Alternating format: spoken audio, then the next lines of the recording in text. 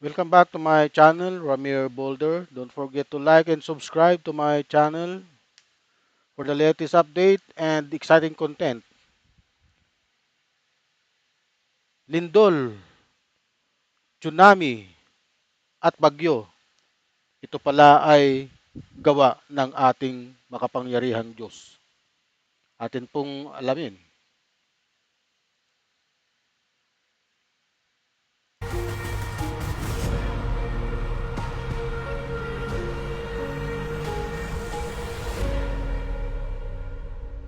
Hindi pwedeng alugin ni Satanas ang mundo. Wala siyang karapatan.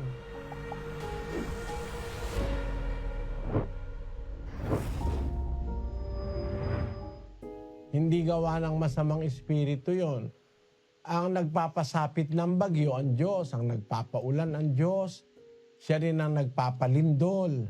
Basahin natin yung sa 25:32. Ganito ang sabi ng Panginoon. Ito po. Ganito ang sabi ng Panginoon ng mga hukbo. Narito, kasamaan ay mangyayari sa bansa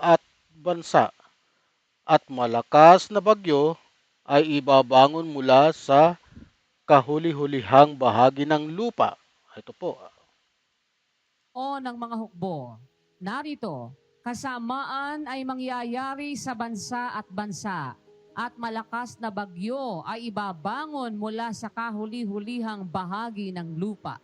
At Okay? ang mapapatay ng Panginoon sa araw na yaoy magiging mula sa isang dulo ng lupa.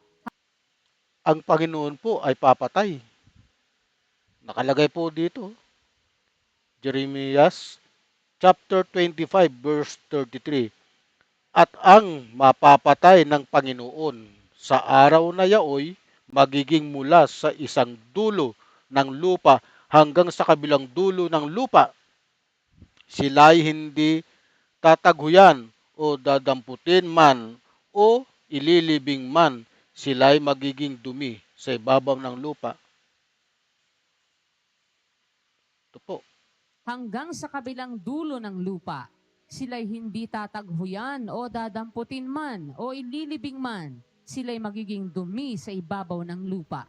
Yan ay pinapasapit ng Diyos dahil sa kasamaan Kasalaan. ng tao, kapatid. Yang bagyo. Yun namang tidal wave, ang Diyos Ayan din po. ang gumagawa nun. Ito po. Basahin natin yung Amos 9:6. Siya na gumawa ng kanyang mga silid sa langit at kumathan Ayan.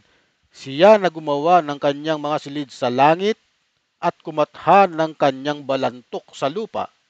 Siya ay natumatawag ng tubig sa dagat at ibinubugso sa ibabaw ng lupa.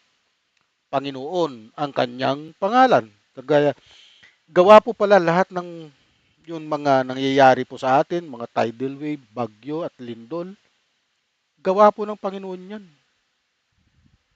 Manifestation ng kanyang galit sa tao, sa sobrang kasamaan ng tao. Ano? ng kanyang balantok sa lupa.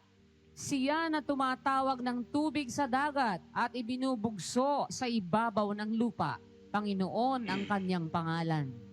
So yung tidal wave, nanggagaling din sa kapangyarihan ng Diyos yun. Yung lindol, galit ng Diyos yun eh.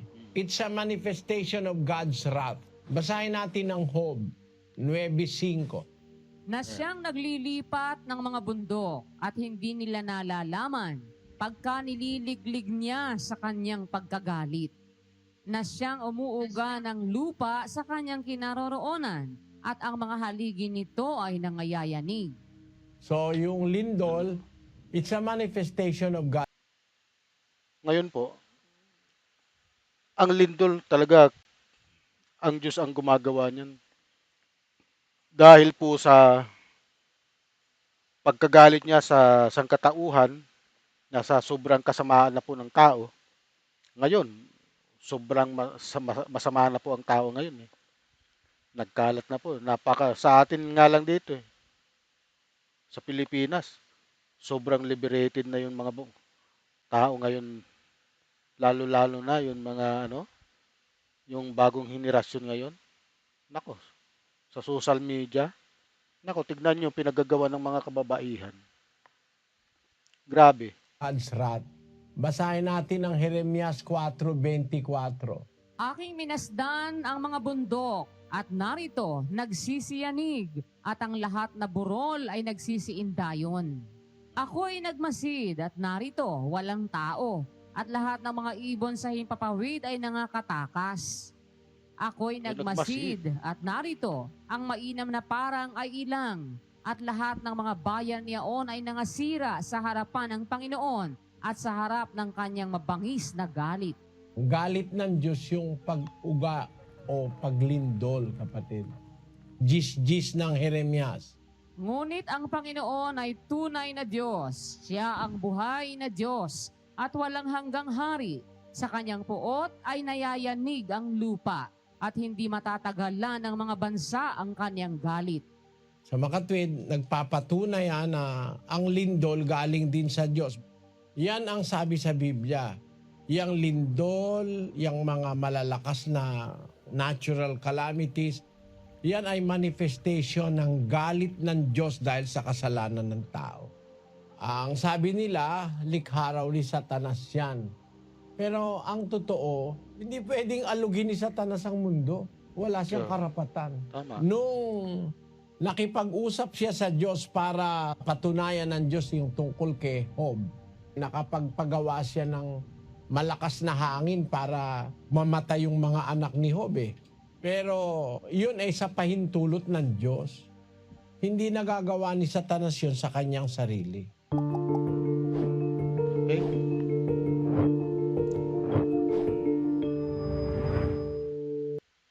Sana po may natutunan po kayo sa mga ibinahagi ko ngayon, gabing ito.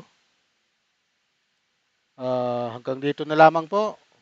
Huwag niyo pong kalimutang mag-like and subscribe sa aking channel, Ramir Boulder, for the latest update and exciting content. Marami pong salamat sa inyong pakikinig.